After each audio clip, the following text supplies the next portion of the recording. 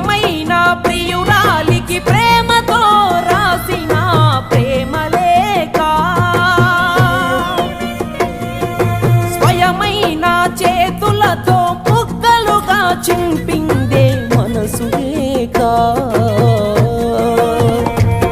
నువ్వు ఊర్వశివని కాదే నిన్ను ప్రేమించింది, నువ్వు దేవతవని కాదే నిన్ను పూజించింది, నువ్వు నింగివని కాదే నేలనేమైంది, నా ప్రాణం అనే కదా నీకు అలుసయ్యింది.